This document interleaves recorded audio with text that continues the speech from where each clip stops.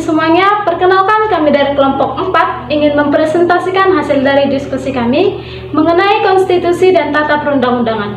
Perkenalkan, nama saya Juliana Sari Borusitompul selaku ketua kelompok bersama 3 teman saya, yaitu satu Kiki Amalia Harahap, yang kedua Gevira Nur Fatima, lalu yang ketiga Afri Septiana.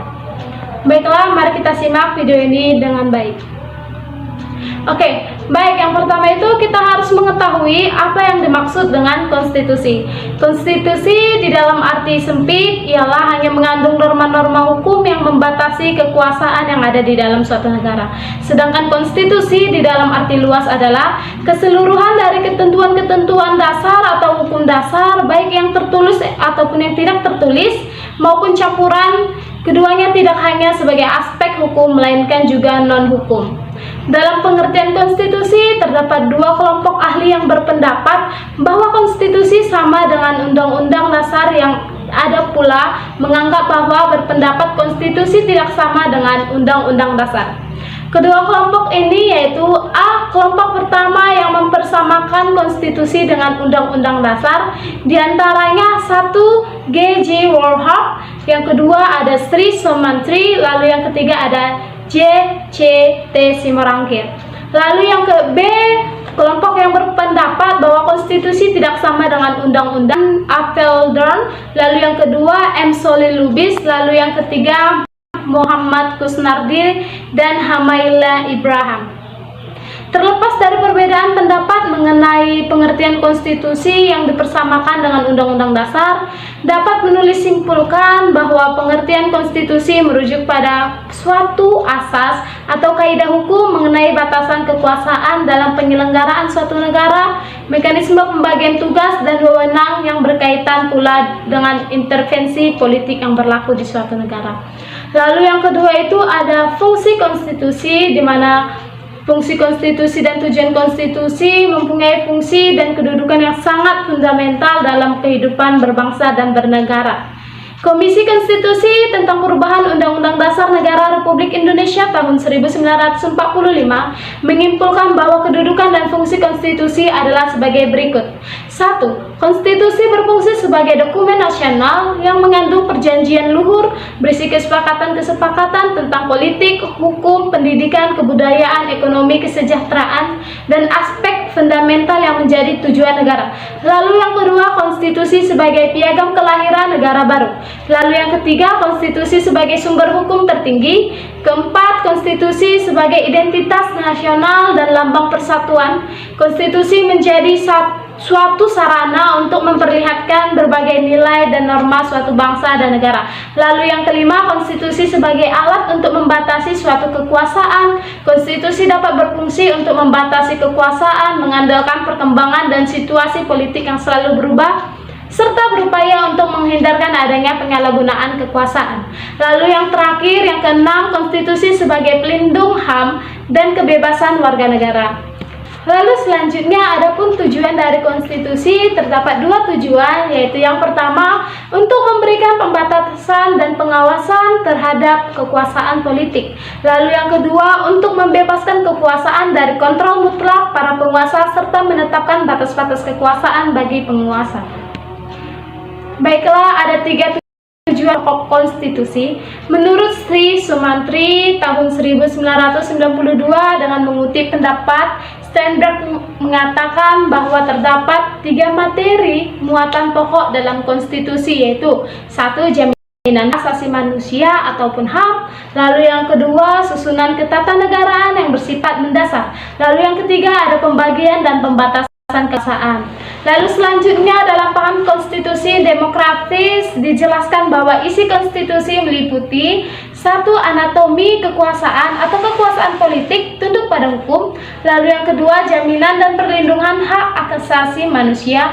Lalu yang ketiga, peradilan yang bebas dan mandiri. Serta yang terakhir itu ada pertanggungjawaban kepada rakyat atau akuntabilitas publik.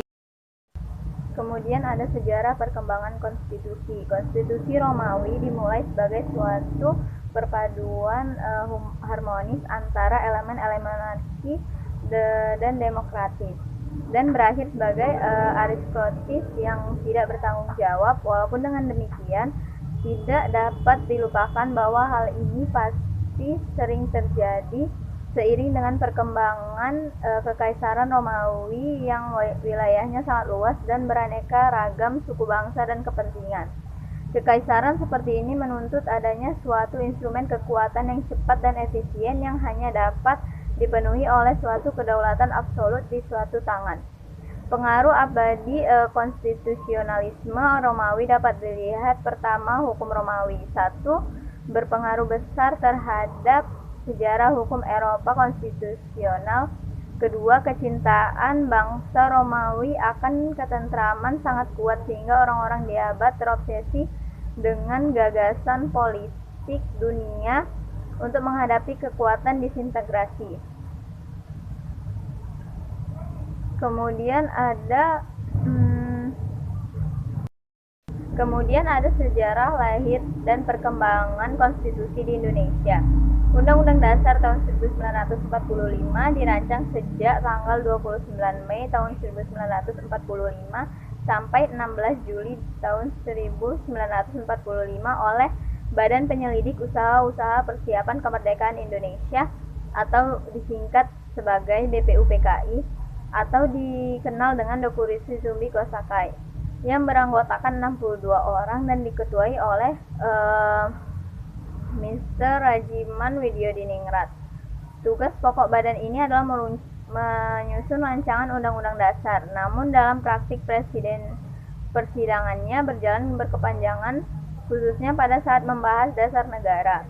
Konstitusi Negara Indonesia atau Undang-Undang Dasar disahkan dan ditetapkan oleh PPKI pada hari Sabtu tanggal 18 Agustus 1945.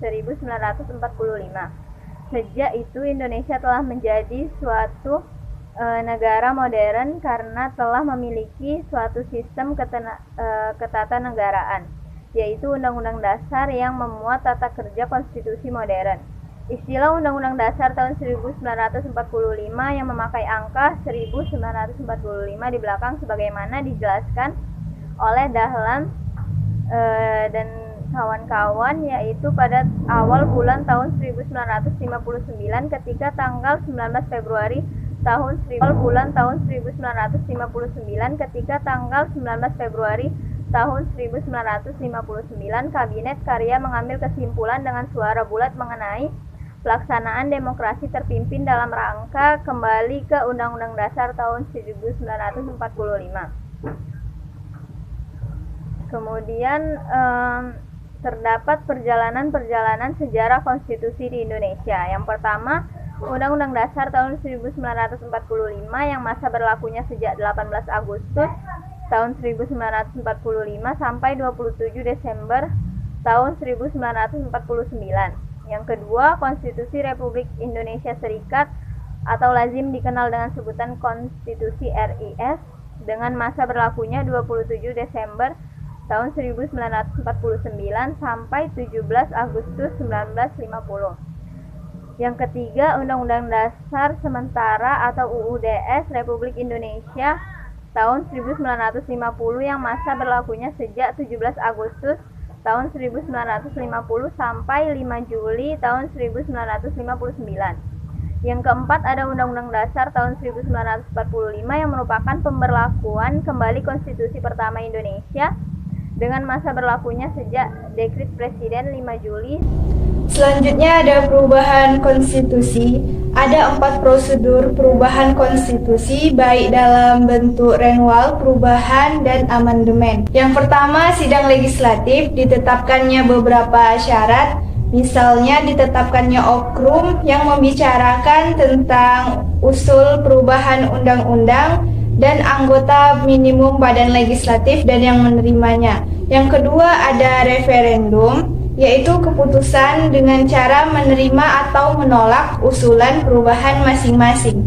Yang ketiga, ada negara-negara bagian negara federal, misalnya Amerika Serikat. 3/4 dari 50 negara bagian harus menyetujuinya. Yang keempat, ada perubahan dalam bentuk konvensi atau lembaga khusus yang dibentuk hanya untuk keperluan perubahan.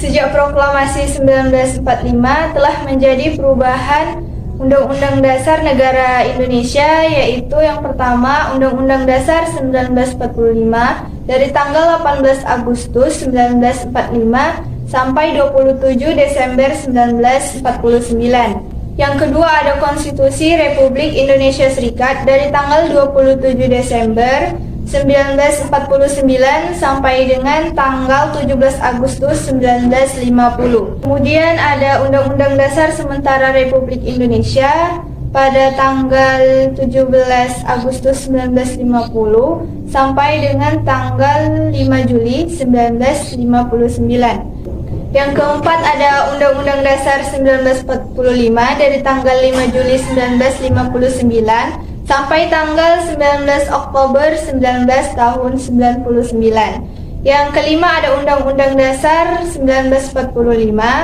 Perubahan 1, dan yang kedua ada Undang-Undang Dasar 1945 Perubahan 1 dan 2, Undang-Undang Dasar 1945 Perubahan 1, 2, dan 3, Undang-Undang Dasar 1945 Perubahan 1, 2, 3, dan 4.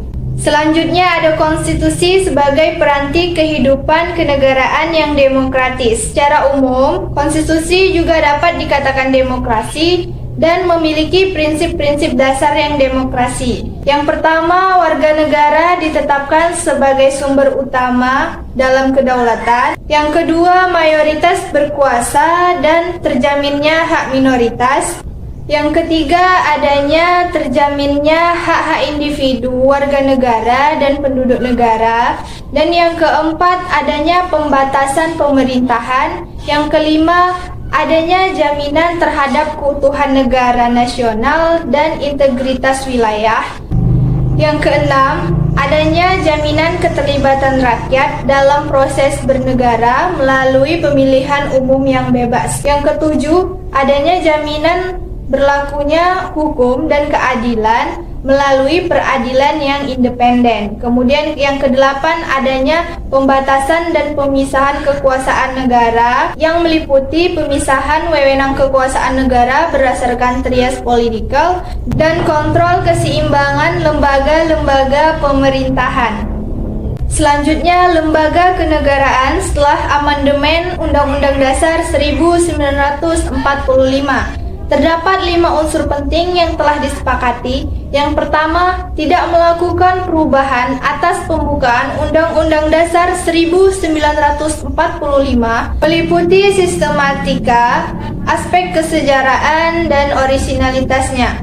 Dan yang kedua, mempertahankan eksistensi negara Republik Indonesia. Yang ketiga, mempertegas sistem pemerintahan presidensial. Dan yang keempat, meniadakan penjelasan Undang-Undang Dasar 1945 dan hal-hal normatif dalam penjelasan dimasukkan ke dalam pasal-pasal. Dan yang kelima, perubahan dilakukan dengan cara penambahan adendum. Sebelum adanya perubahan Undang-Undang Dasar 1945, alat kelengkapan negara dalam Undang-Undang Dasar 1945 meliputi lembaga kepresidenan, MPR, DPA, DPR, BPK, dan kekuasaan kehakiman. Nah, setelah diamandemen, alat kelengkapan negara dibagi menjadi 8 yang disebut dengan lembaga tinggi negara, yang meliputi MPR, DPR, DPD, Presiden, MA, MK, KY, dan BPK, yang masing-masing lembaga ini akan dipaparkan oleh teman saya Asli Septiana. Assalamualaikum warahmatullahi wabarakatuh. Saya akan melanjutkan hasil presentasi mengenai lembaga legislatif. Yang pertama, MPR. MPR adalah Lembaga Negara Majelis Permusyawaratan Rakyat atau MPR. Sekarang ini bukan lagi merupakan lembaga negara tertinggi. Ia adalah lembaga negara yang sederajat dengan lembaga negara lainnya. Majelis Permusyawaratan Rakyat atau MPR merupakan lembaga pelaksana kedaulatan